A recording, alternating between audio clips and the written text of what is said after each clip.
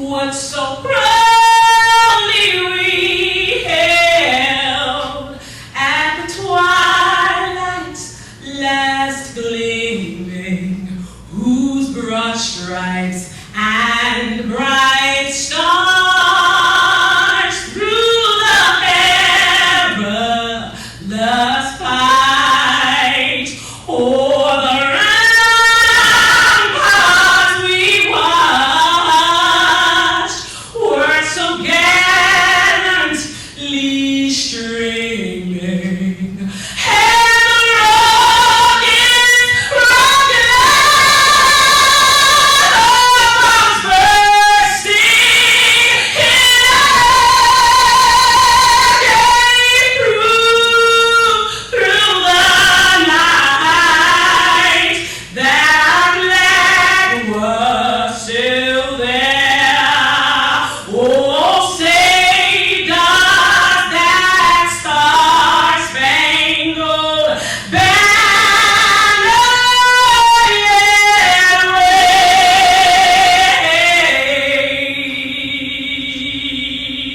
o'er the land of the free and the home of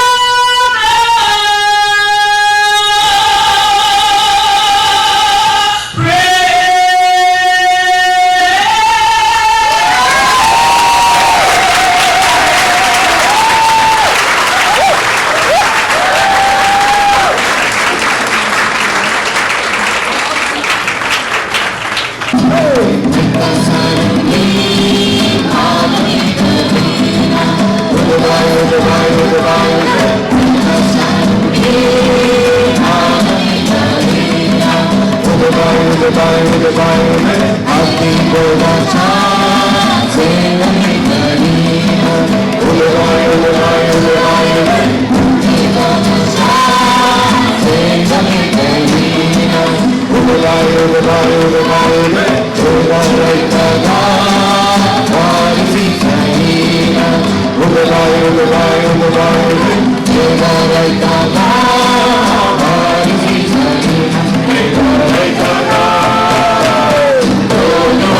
Thank you.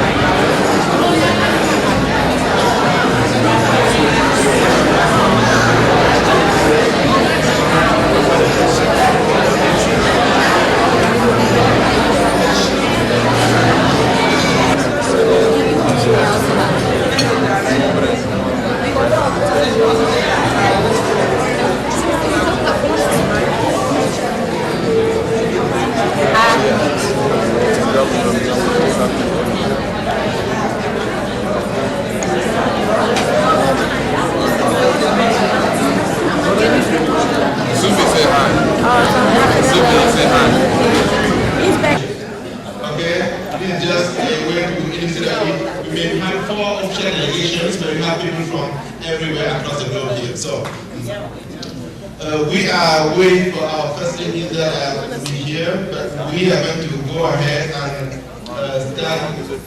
We are going to start the program.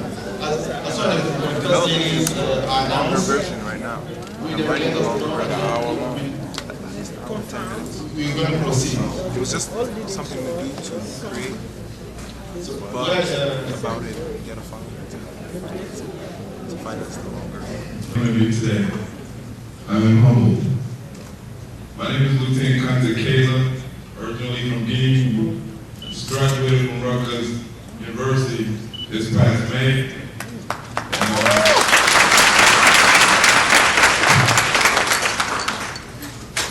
My presentation is short and simple.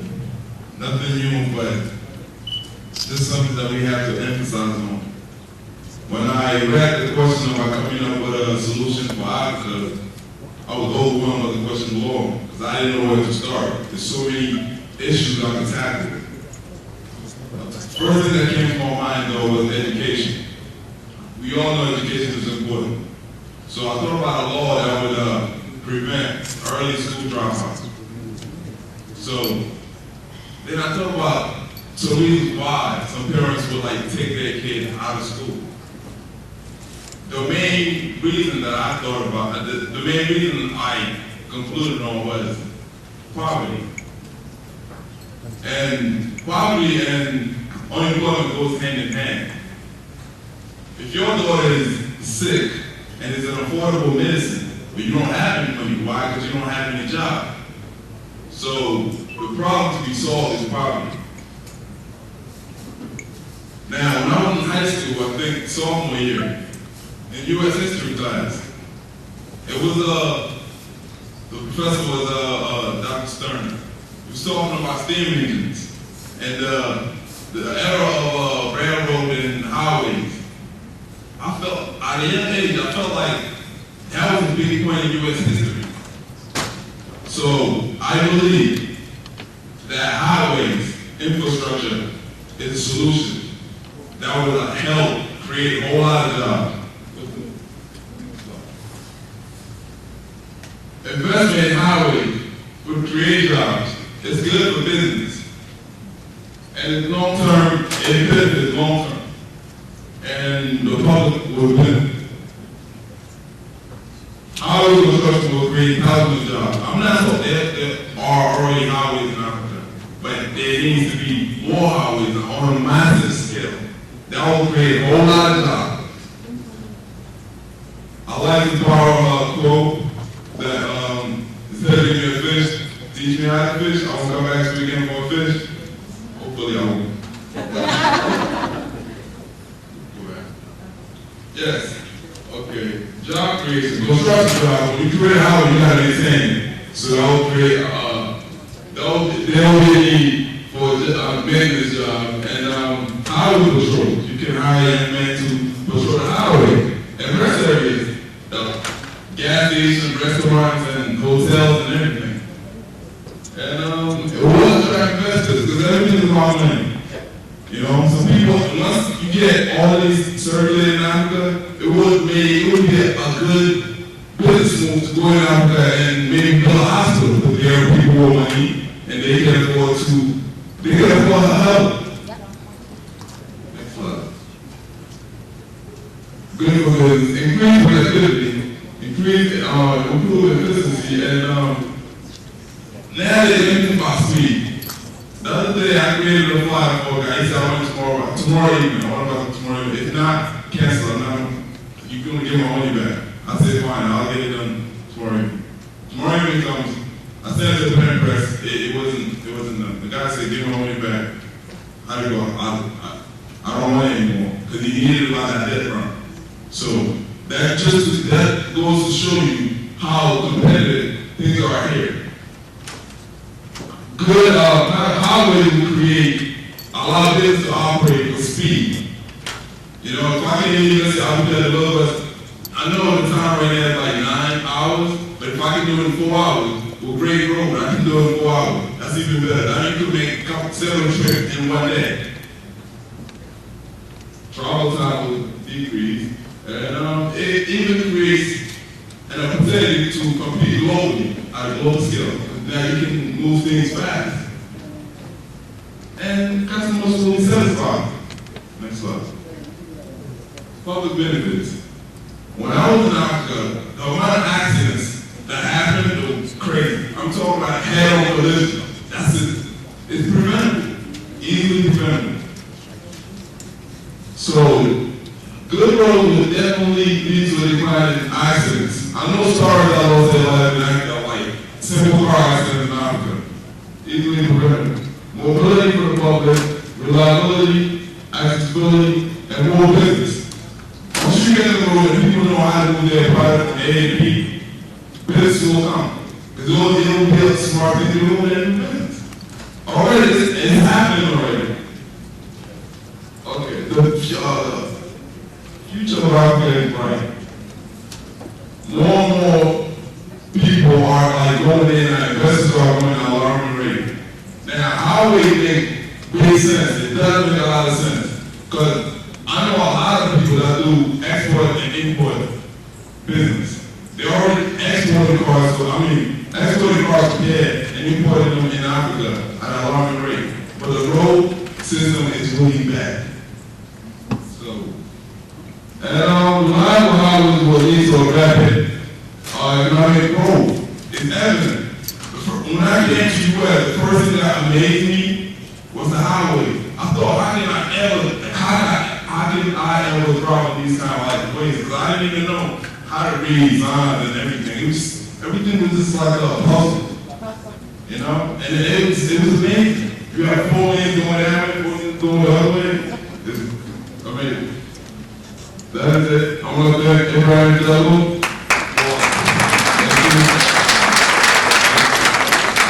Thank you.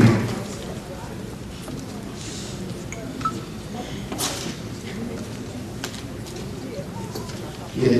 Thank you so much, Mr. Kante. We know for sure that with what our leaders are doing and with all the ideas that are shared today, that we are on a highway to transforming Africa. Good morning, Your Excellency, ladies and gentlemen, young leaders.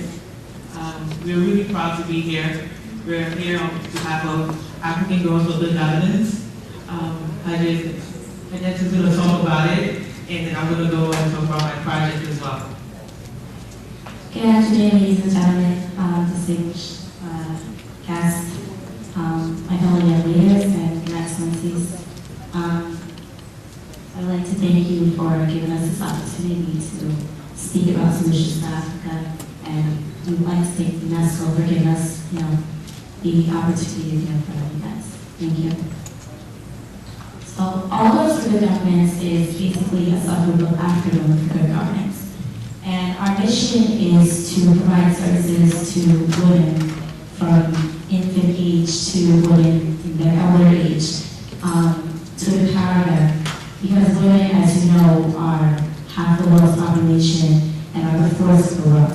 And it is dependent that women and men work together for a just world. So what we do is we provide services, outreach programs such as disease and treatment and prevention, mentoring services. We actually have build movement, cultural movements. We provide educational services and things of that nature. And there will be 2 other presenters from our organization who will be talking about 2 very different movements that we're doing. We'll have one presenter, Mane John, who will be talking about the film movement and how film production can help within the further, cultural outreach in Africa. And we'll talk about the health aspect. The founder and president of African Women for Good Governance, our sister organization, is Ambassador, Global Ambassador Madam Masidi Tirakode, and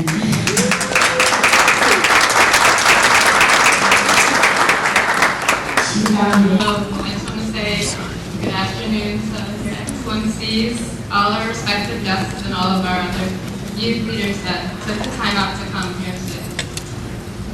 My name is Sophia Latif, and currently I am a pharmacy student at Long Island University in Brooklyn, New York. And in that context, today I wanted to bring to light a new breakthrough in science that I believe is important for all of us to be aware of and to spread awareness of. And it is the recent discovery and trial of an HIV prevention gel. As many of the honorable First Ladies, I am sure, have foundations that work with HIV/AIDS, this is not something that is new to everyone. There are also many health majors that I've noticed in here too, so I know this is something familiar. For those who may not know though, recently the HIV drug tenofovir, which is marketed as Variac here in the United States, was recently remade into a vaginal gel that women can use to reduce the contraction of HIV. In recent trials, it has shown a 39% reduction in contracting HIV, and for those with high adherence, which is pre and post exposure, it has shown a 54% reduction. And I think I want everyone to just think about this for a little bit. This 54% is more than half in reduction of HIV, which is a terrible, terrible disease. Of course, any reduction in this devastating epidemic can only be a plus, but the implications of this drug reach far beyond that. On top of this, women in particular are targeted with this gel. Women are biologically more prone to contracting HIV. Along with that, they also can transmit it to their children, who innocently enough have to be born and live with this unfortunate disease. Unfortunately, as well, we are also aware that many women in many African countries do not always have a voice in whether or not their partner takes proper precautions in preventing HIV. With this gel, especially women in these situations, where there is not a mutual consent or understanding of protection or monogamy between partners, women are empowered to take control. I believe that it is our job to bring medications and new tools of prevention such as this to life. I believe that all of us here are strong leaders, and it is important for us to be the driving forces for creating awareness and providing funding for projects and technologies that create such a large impact. As a pharmacy student in New York, I have seen the way that HIV and AIDS has caused devastation to those who have proper access and treatment, as well as proper prevention, much less to those who do not have access to these things. I pray that we see the end of this plague in our lifetime, and I pray that we ourselves always stay in good health so that we can continue fighting for those who do not have the same opportunities. I pray we never also take for granted all that we have and continue to work hard and share our ideas. Thank you. Welcome. I'm here representing All Girls for Good Governance, the organization that really puts the women's movement forward, and I support them. So thank you for inviting me. Cheers. And again, my name is Mohamed Dion. I'm originally from Guinea and Senegal. I was born in Saudi Arabia. I'm a young actor, filmmaker, specifically actor, writer, producer, director, etc.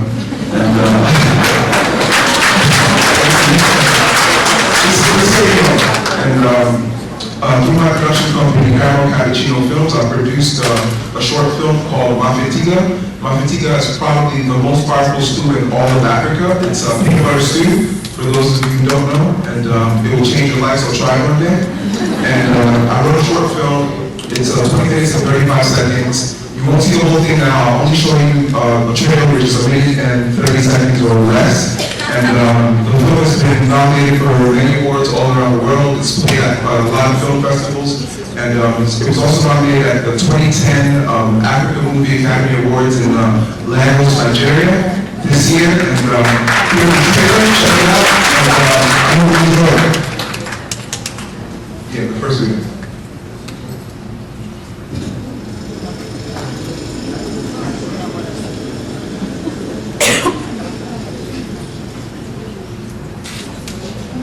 Hello, I'm sorry to keep you waiting. Had to take care of a few things. How are you? How am I doing? Well, let's see. Things at home suck. I'm swamped with schoolwork.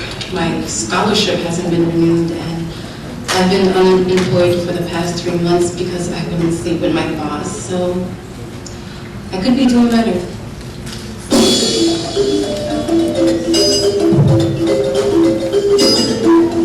So, remember I said I could cover your part of the rent again this month? I can't anymore. What's wrong? Nothing. Introduce to my country.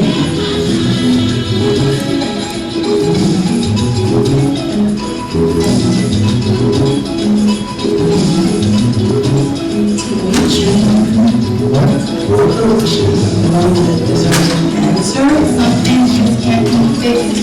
You wouldn't understand. You guys never do.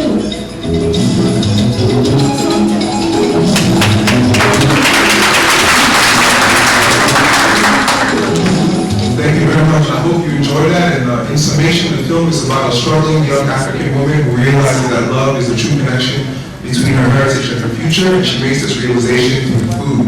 So if you want more information, please check out maffetigafilm.com, and we're currently developing the film into a feature film, and we're seeking funding. So anyone interested, just talk to me at the end. Thank you very much for the opportunity, and enjoy the rest of the evening. To develop the education sector so that generations after us will need to leave Nigerian shores to get a good education.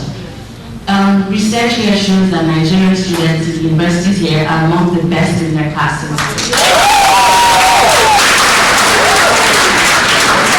For example, we have someone in John Hopkins who just graduated with a 3.98 GPA. Breaking John Hopkins records, and John Hopkins is one of the best universities in America. And I have numerous friends in Harvard, in Yale, in Princeton, in Stanford, Nigerians, and everywhere. So it's about time that those of us in the diaspora realize that there's a problem back home, and we have to come together, put all the things we've taken from America, all the good education we received, go back home and change. I have many friends who have graduated and they're about to go to Nigeria now to start businesses, enter politics, start hospitals, schools. Many of us here intend to go back to Nigeria to make a difference. So we're here to inspire all the young Nigerians in the room to remember that while you're comfortable here, there's a job for you to do back home. It's not enough to come to school here, sit down, and expect Nigeria to change. Nigeria is not going anywhere if you sit down here without doing any job back in Nigeria. So you come from Lagos, Abuja, Anambra, Enugu, wherever you come from, know that this is not home. Home eventually is Nigeria.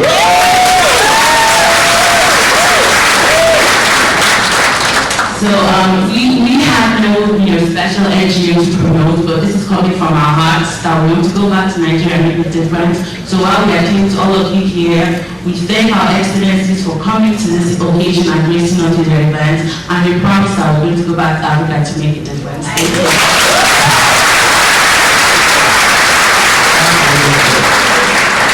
You made Nigeria proud, and you made all Africans proud, and I just we can make sure that we young Africans living in the US are making you proud. Thank you. Next, I'm calling Amy Rosen Iwiki. If she's ready. Good evening, good afternoon, everyone. Just to piggyback on what those young ladies said, I am also a Nigerian, and I believe in going back as well. And we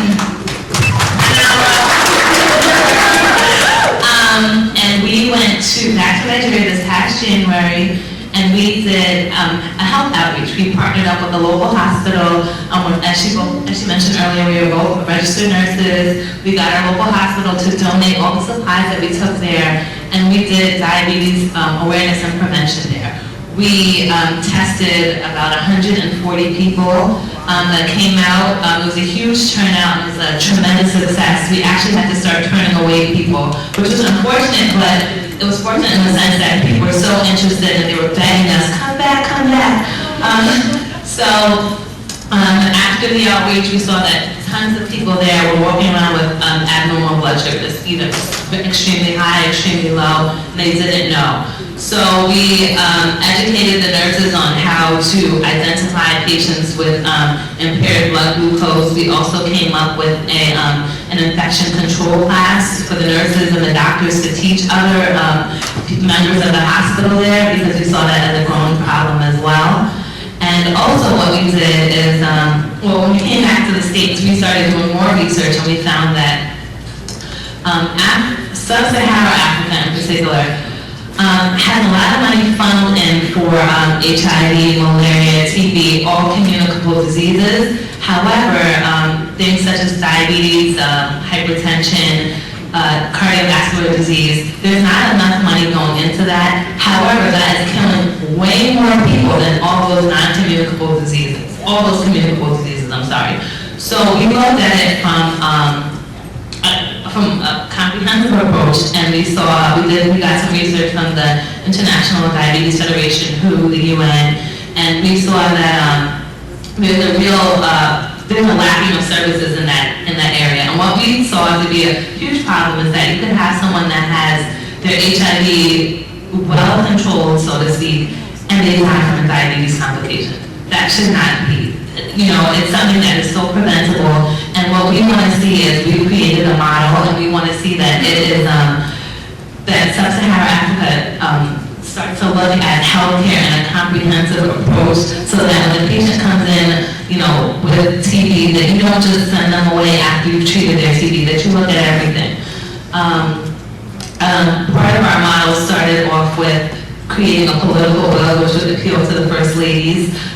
We need to bring awareness to it. We need the government to get behind this and say, okay, this is an issue, and we're going to start to tackle it. Then we South Korea, and I'm introducing to you today a program we call Brain Education. So before we get started, I'd actually like to ask you, did you bring your brain with you today? Really? Does this help? And so what do I mean about that is are you here right now, or is your mind somewhere else?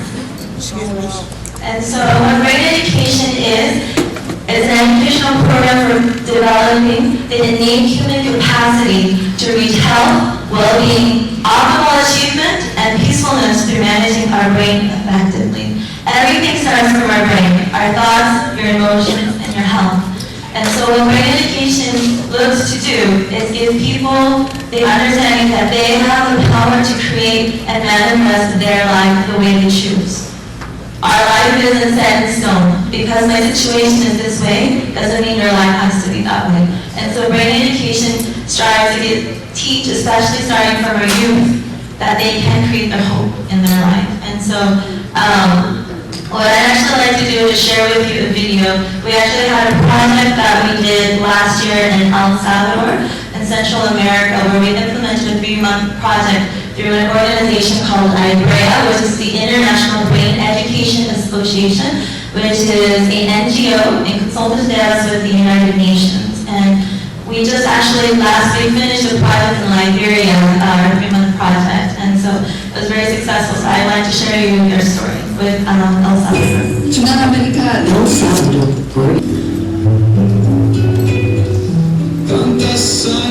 The most serious issues of crime and violence. Even in broad daylight, there is frequent bloodshed.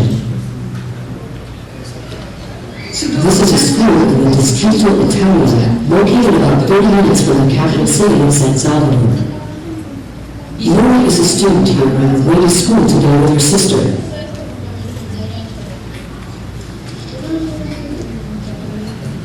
She is currently repeating the 8th grade. When they arrive home, Laura and her sister are welcomed by Grandma and baby. They take turns saying hello to the baby. It seems like the baby will be a very young brother, but actually, this baby is Laura's son.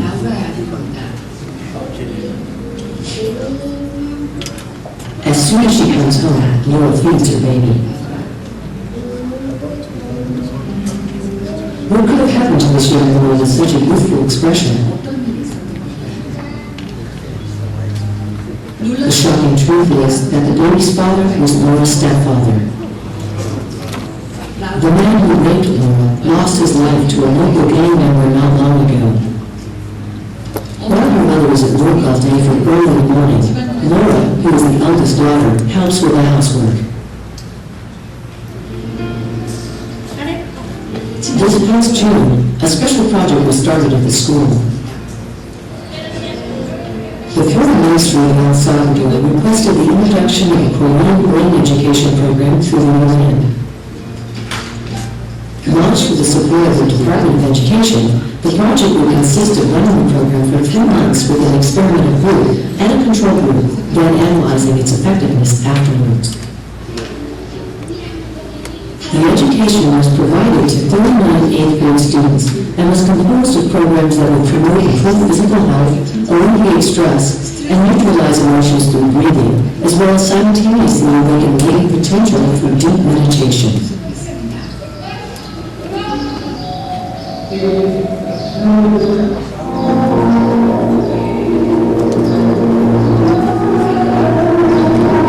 working with them for 3 months, and we come every day from Monday to Thursday, 1 hour each day.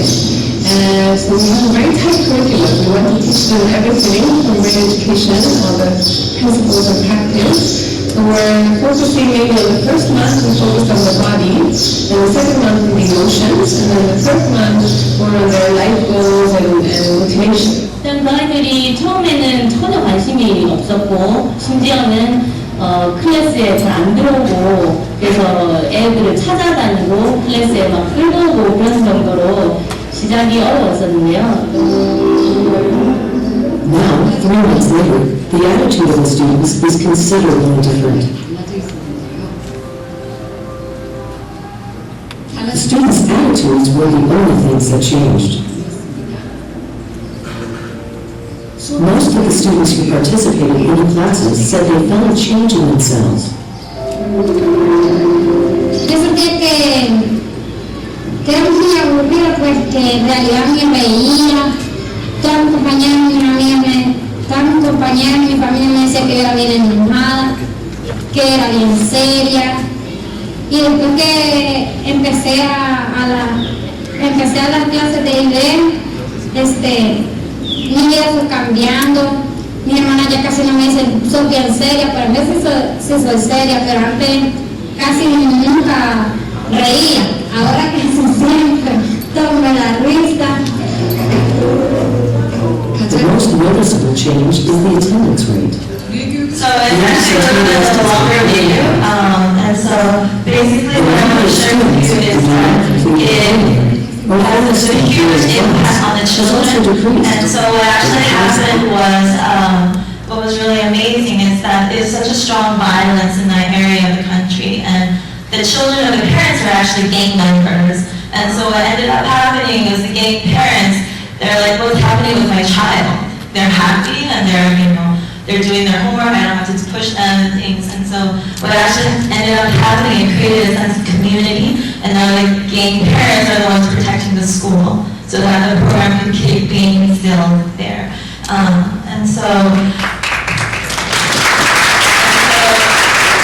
what we see is that the issues in Africa is facing us today are very similar to that of El Salvador, and so currently, again, like I stated, we did the project in Liberia, and it was so amazing to see all the pictures and sharing the children how to give. And so we do have a table outside, so you're more than welcome to come see.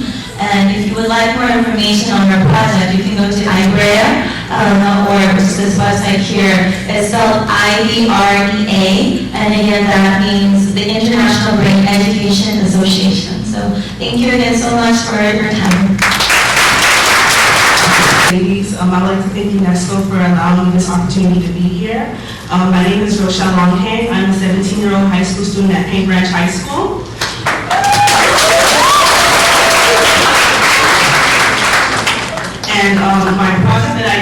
it's called Reserve the Motherland. So it's targeting the health issues that are in Africa. And you know, like a lot of health issues are in Africa, and they're like deteriorating our people and deteriorating our land. So two things that I would like to implement there is free health clinics and the sending of American physicians down there, and also to implement oral health care. Down there, when the physicians can go down there, they can educate other people on how to better their health, and as long as, and also they can educate with the oral health. Oral health is one thing that is very, very important to all people, and oral health care can prevent other diseases in the body. So when you don't have proper oral health care, that leads to other diseases developing, and then people dying from diseases that could be easily prevented. So with oral health care, I created an idea called Operation Healthy Teeth, which consists of toothbrush, toothpaste, mouthwash, and floss. So as the physicians go down there at the free clinics, they can distribute little bags like that to all the people so that they can go home and, you know, brush their teeth, take care of their teeth, and, you know, prevent diseases that could develop. Also, when they go down there, they can also give them a take-home bag. And the take-home bag, that would consist of a washcloth, a bar of soap, hand sanitizer, Band-Aids and antibiotic ointment, and also toothbrush and toothpaste again, so the people can take care of themselves, because a lot of people, they don't have those items at home, which leads them more infection and other things that can be easily prevented. So, you know, me being from Cameroon, well, I'm born here, but I'm from Cameroon originally, I would like to help, you know, like, being from Cameroon, and I would like to get back to my community and also help other Africans get back to their communities as well. So I feel that these ideas can go a long way. Thank you very much.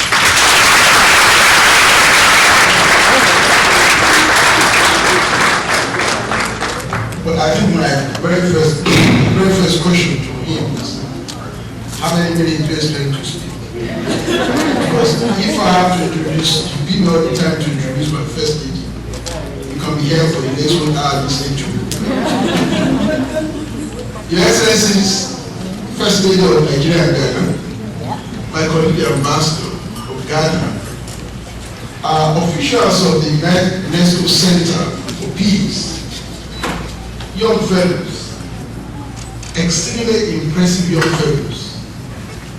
Your performance has given us hope that our future in Africa is secure.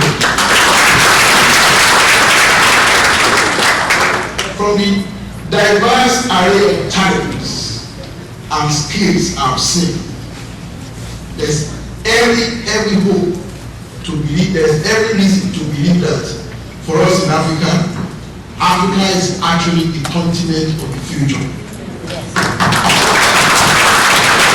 It's not only resources that were blessed, they were also blessed in human resources, skills, and specialization. My task is to introduce my first lady.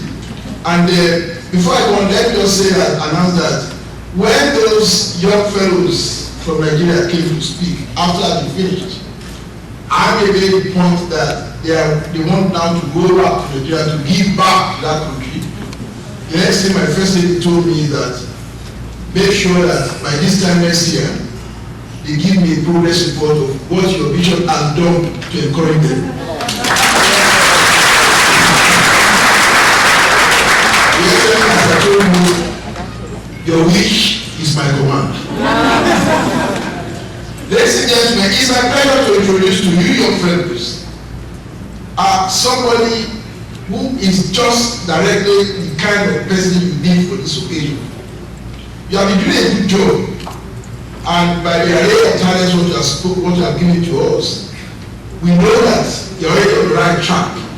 What we only need to do this morning is to continue to encourage you to do what you have been doing. And so, I will thank the Awwg Center for Peace for having succeeded in bringing to this occasion someone who can just be described in few words as a motivator par excellence.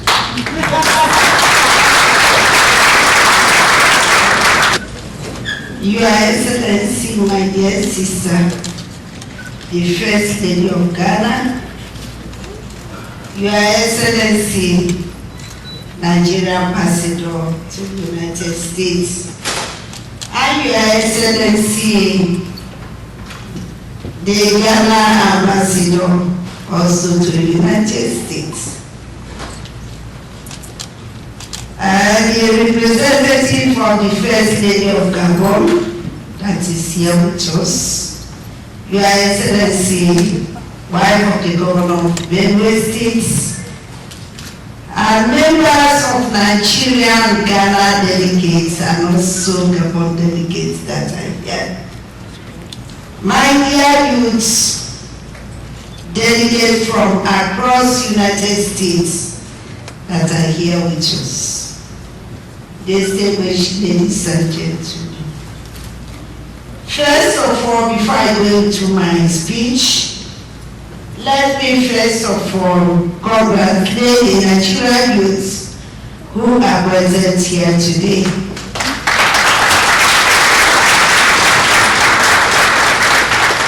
I commend their brilliance and sense of patriotism. I want to assure you that we will make your dreams come true.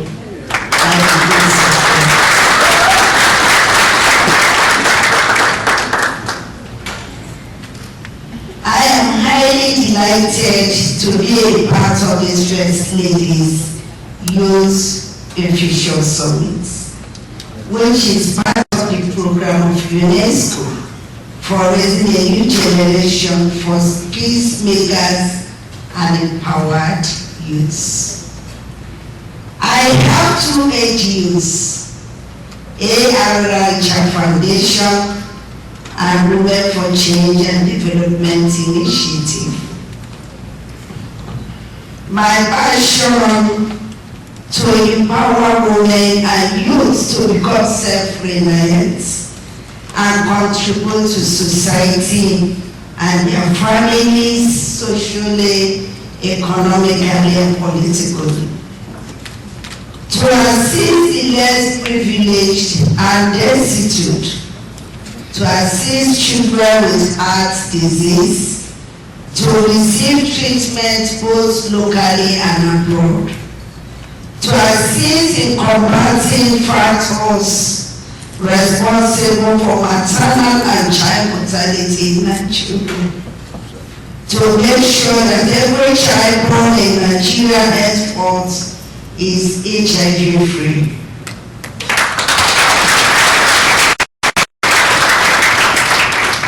To help reduce stigmatization of those living positive and give them a sense of belonging. I am also a strong believer in peace as a tool for meaningful development. As a result of this, I travel around the 36 states of Nigeria, including the Federal Capital Territory, to sensitize women to advocate for peace in their homes, communities, local governments, states, and the nation at large. I am similarly a strong advocate for 35% affirmative action for women in Nigeria. Awwg-Unesco Foundation is positioned in such a way that it trains beneficiaries in skill acquisition and provides them with relevant tools to facilitate their effective launch into the entrepreneurship arena. And we do that free of charge.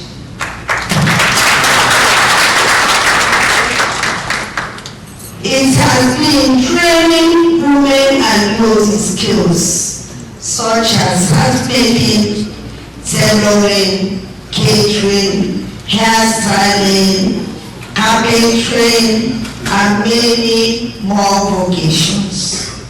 Since inception, the NGO has graduated more than 4,000 trainees who receive their training free of charge.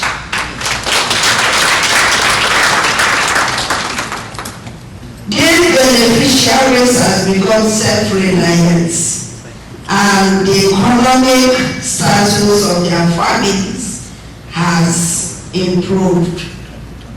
Furthermore, we are encouraging women to attempt businesses and vocations generally considered exclusive to men. An example is a recent initiative I have called in Nigeria called Lady Chafe Scheme, a training program for young women interested in commercial driving. Over 200 young ladies are currently on the program. The head department of Awwg-Unesco sponsors children with heart diseases from heart surgeries both locally and abroad. To date, about 300 children have benefited. In furtherance of this, and following our experiences in this activity, we are currently building a state-of-the-art 1,250-bed heart hospital for children in Nigeria. This is truly completed with availability of adequate funds to support the initiative.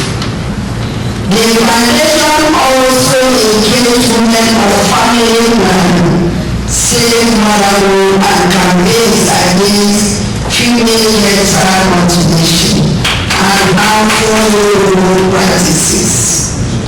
The foundation is also involved in the distribution of insecticide-treated elements with 20,000 mosquito nets already distributed to families in all the 36 states of Nigeria, including the FCT so far. In the area of education, the foundation awards scholarship to orphans and indigents up to the university level. Students in Abuja, Nigeria are currently enjoying some scholarships, and I am happy to report that they are doing very well. These are some of the ways we have been able to assist the youth to realize their dreams and position them to contribute meaningfully to national development. Though in our case, we are headed by the second NGO, Women for Change and Development Initiative, we have been able to synthesize the purpose and initiated programs that are awakening awareness of women, fundamental human rights and obligations as citizens of Nigeria. Women for Change and Development Initiative was involved in a nationwide campaign advocating for the inclusion of women in both elective and appointing positions in governance in line with the Declaration. The Federal Executive Council, the highest policy-making body, organs of government, has approved the 35% affirmative action in line with the Declaration.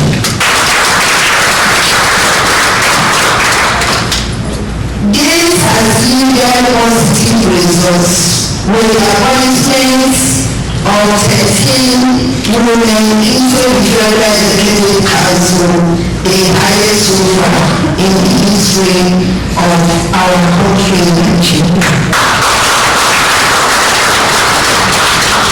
It may interest you to note that these women oversee most of the key ministries like finance, petroleum, education, aviation, water resources, science and technology, as well as environment. You know, we are one of the people that produce a woman that contested for with a man when it comes to banking industry, the highest in the whole world. So we have to women. Yes. Another aspect of the Women Change and Development Initiative intervention is in the area of parents. An integrated health program has been initiated under the agency to develop and implement strategies to promote health care and minimize maternal and infant mortality. It is also designed to accelerate the elimination of mother-to-child transmission of HIV and AIDS, EMTCT, as well as other diseases that affect women and children. In order to discourage stigmatization of persons living with HIV/AIDS, we regularly interact with them through various activities to give them a sense of belonging. We believe our awareness campaign has helped to reduce the number of children who stand the risk of mother-to-child transmission of HIV/AIDS. These are some of our experiences in Nigeria, but this is not without various challenges that are slowing down the effective implementation of our programs. We are all aware that the Office of the First Lady does not attract budgetary allocation in our different countries. Funding, therefore, has been a major challenge in the execution of our projects, which require heavy financial commitments.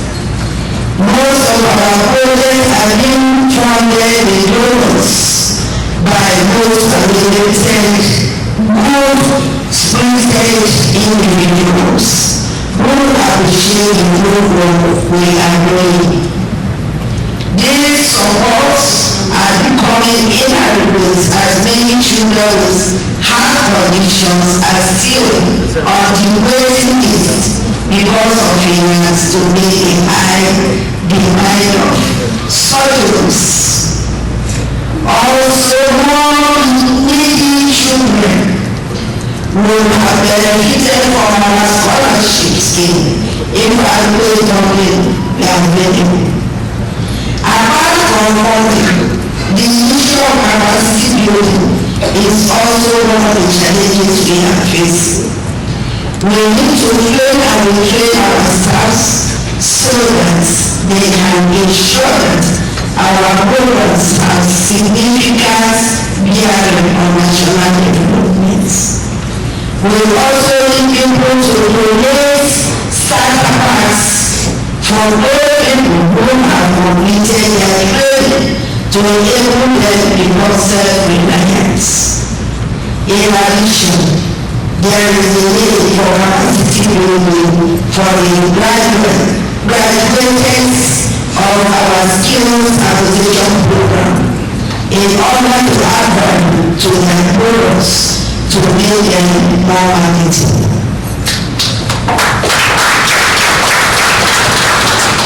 It is for this that we require strategic partnership, sponsorship, and support from the private sector in executing the various programs earlier mentioned. I want to assure you of my commitment to the goal of a brighter future for the women and youth, and I shall not hesitate to take advantage of these summits to engage in dialogue, seek collaboration, and partnership to realize this goal. May I also say that I am a firm believer in Unesco ideals of making the culture of peace a content of our daily lives, thus promoting human rights, respect for our commonly shared values, as well as the elevation of poverty. My NGO, the Movement for Change and Employment Initiative, recognize the role women play in peace building in view of the current global situation.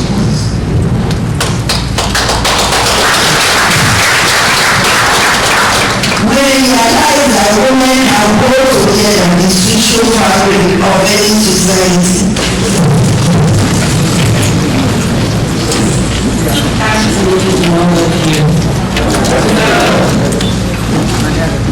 Your Excellency, Dr. First Lady of the Federal Republic of Nigeria, the Ambassador of Nigeria to the United States of America, the Ambassador of Ghana to the United States of America, all Excellencies, distinguished guests, ladies and gentlemen, I'm happy to be offered this opportunity to tell you about what I do. Personally, I'm a modest person and I wouldn't like to blow my horn. But sometimes when you are given the opportunity, you have to do it.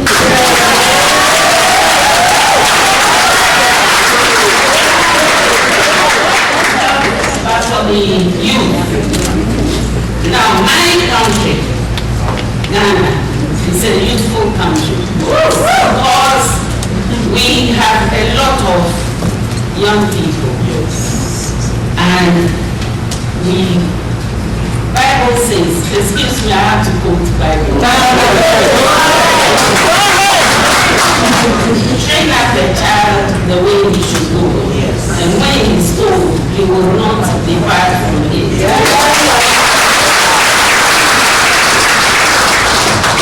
So we need to guard and guide the youth. Otherwise, events will overtake us. I'm a teacher. Yesterday, I don't know if she's here today. She's here. Yes. Right here. Oh, that's secondary school.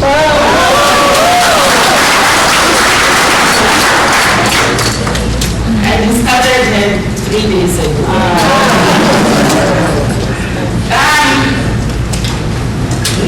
Many girls, I taught in the girls' school, the school I went to. Many girls passed through our hands. I wasn't the only teacher. They paid their school fees. There were other teachers who contributed to their well-being. So there are many girls who have passed through our hands who are in all kinds of professions. And I give glory to God for that. I'm happy for their lives, that they did not waste their time. I was strict but fair. Yes. All because it was a mission school, and our teachers who were mostly from Great Britain were not hard, but they taught us the right thing to do. So when I went back to my school to teach, I went back to the school I went to. I tried to instill that same idea in my students. Letters thanking me for all that I did for them. I say I'm grateful to God for that. As I said, our country has a lot of young people, and we have a ministry, youth and sports. This ministry is responsible for youth development in the country. A national youth policy was recently launched to promote the welfare of the Ghanaian youth.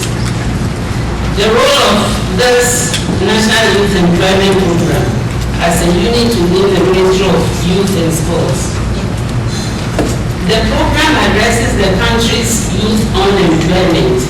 Unemployment is a big issue, and especially in a developing country like mine.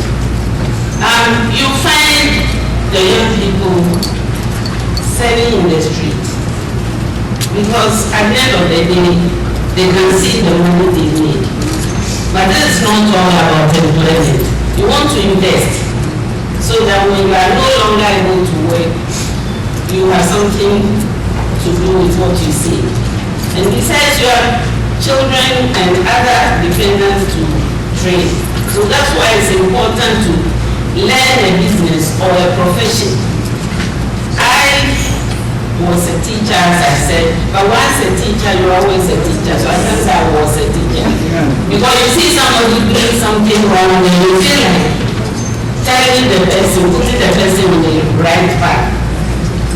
An outcome of my savings and my pension went into building a school in a deprived area.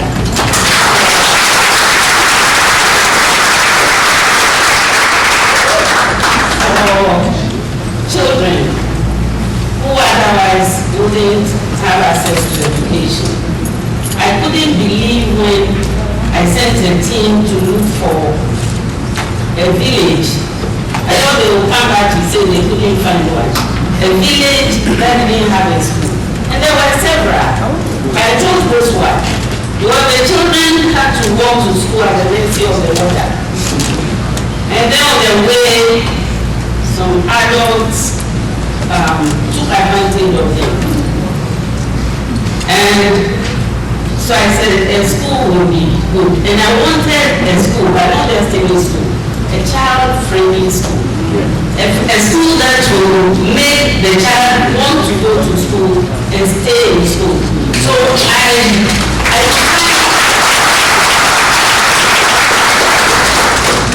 I designed the structure myself. It allows, I'm not an architect, but I knew what I wanted. It allows free ventilation. And then you feel that you are free, you know, that this school is not far from the sea. There's a strip of land between the sea and the school. And it's sprawling, you see. And there are all kinds of facilities. Sanitation is very important. Yes. Yes. Then a farm where they can practice agriculture.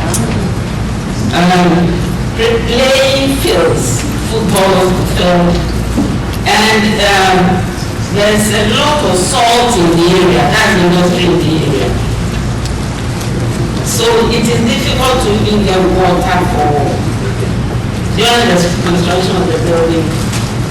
We didn't have to dig deep into the ground and then so I put a pool of salty water. All these were things that had to be done. And about raising funds, it was difficult, but I prayed about it. And first of all, I emptied my savings and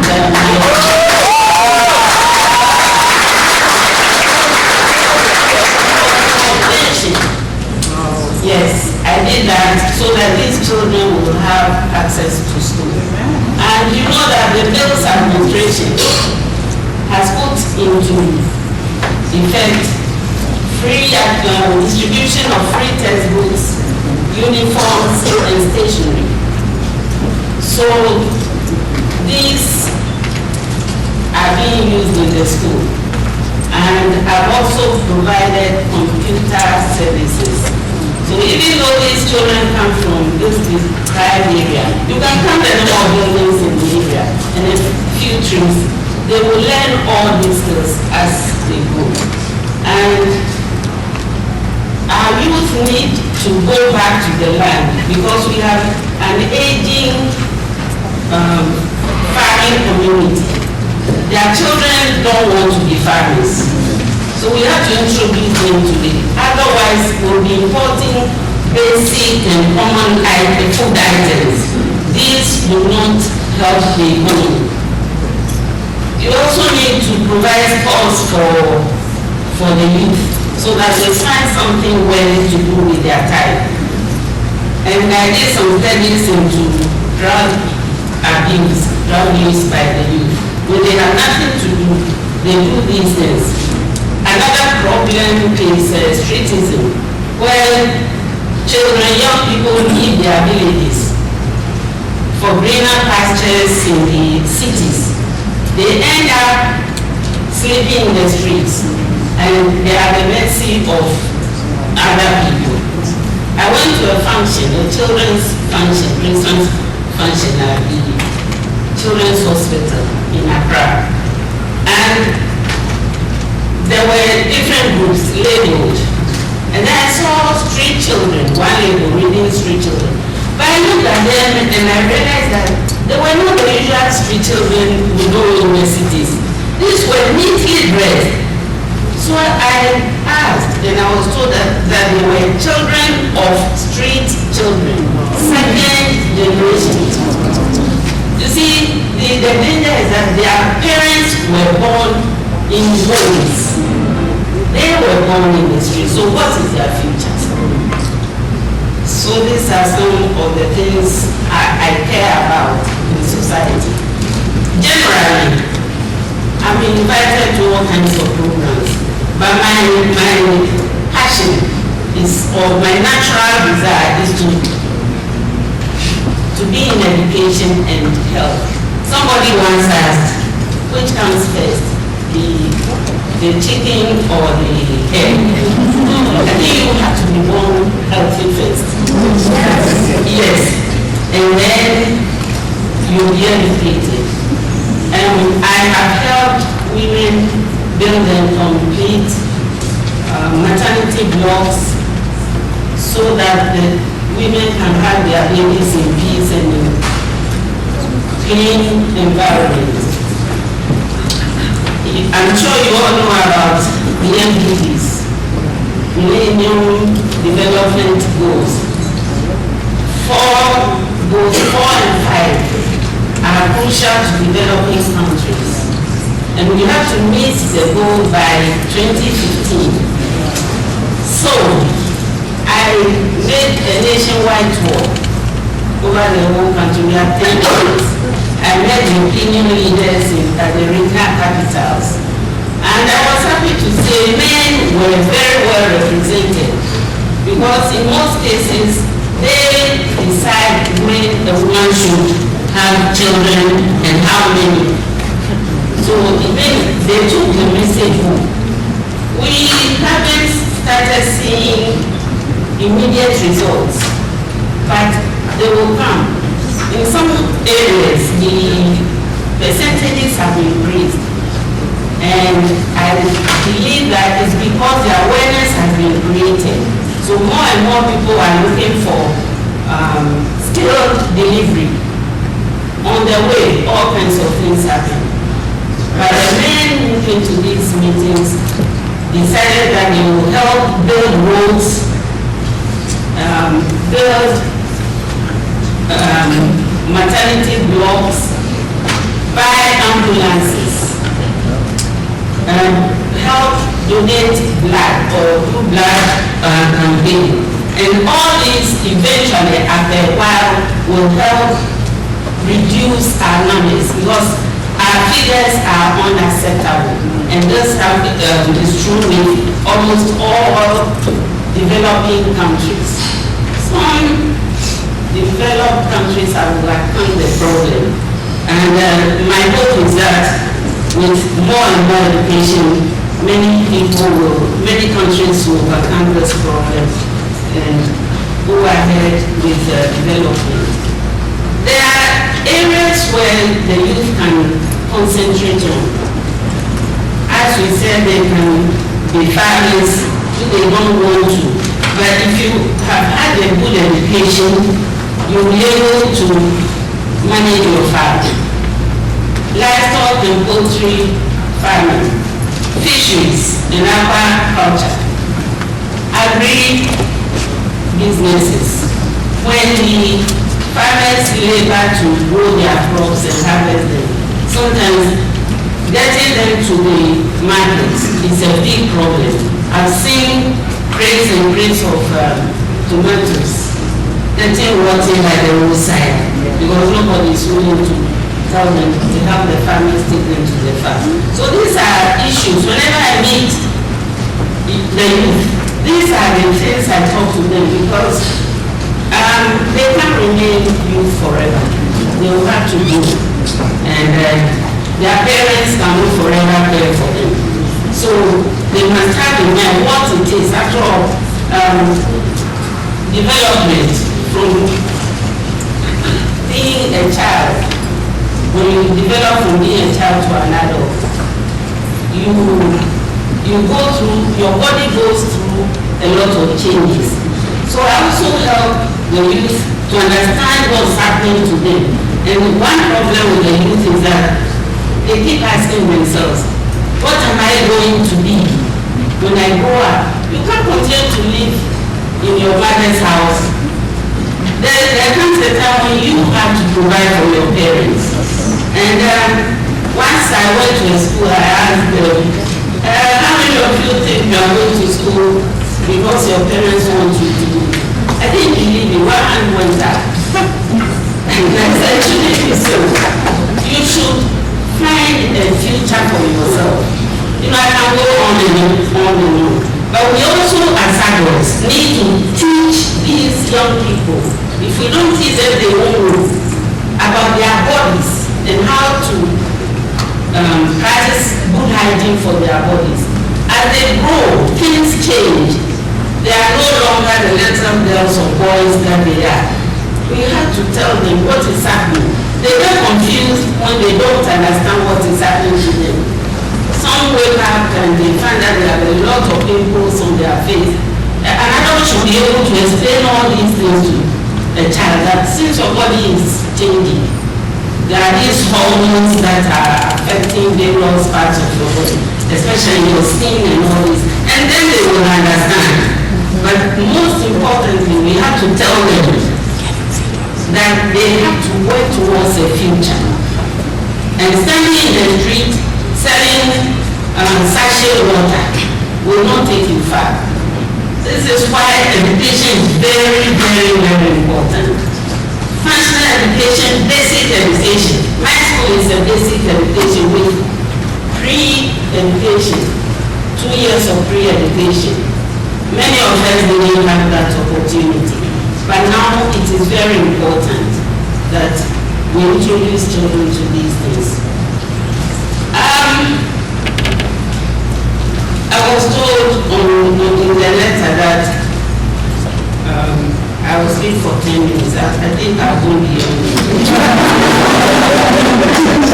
But I'm happy for this opportunity. And if you remember, one of the young people talked about agriculture. Yes. So let's encourage them. And remember that we have to set a good example. You cannot lie and steal and do things that are not acceptable when your child is around or a younger person is around, because they will do exactly what you are doing. You cannot tell them, don't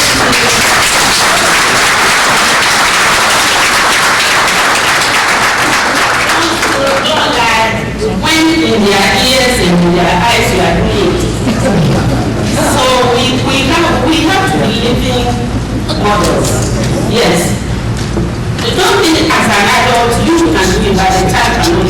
Children learn very fast. I think I have done a fair job. I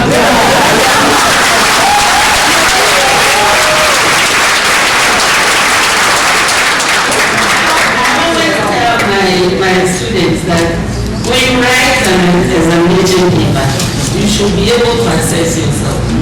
Yes, 60%, 70%. I think I'm in the A class.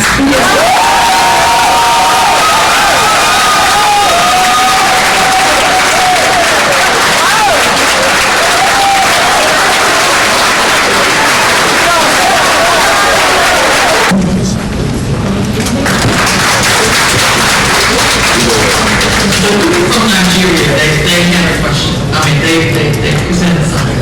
And I heard this when I was traveling in Nigeria, as a matter of fact. But some of the young people were saying, you said the opposite of what I heard. Some of the young people were saying we did not want to go back to what we saw. But I like what I heard from you all, that yes, we must go home because of what we learned and take back. Can anybody talk about that from different countries? What is your take on that? Where are your young leaders from New York? Well, you all the founder and president of African American Women in Cinema that's based in New York City. And I just want to say it is an honor and a privilege to be here to hear the meeting of the minds and also the exchange. It's very inspirational, and certainly I want to see what I can personally do as an organization to make sure that this continues, and just it's an honor and a privilege to be here in your presence. And thank you so much for this opportunity and space. And while she's walking over there, media is important too. I heard you. I'm sorry. Go ahead. Hi, my name is Mariam Conde, and I'm from Guinea, West Africa. I'm a young designer. I am the creative director of Congress, and we actually have a page on Facebook. It's called Congress Women. The idea is to build confidence in women and pretty much give them the tools to progress as well. To answer to your question, basically, I feel like instead of calling it going back home, I see it more like globalization. We should be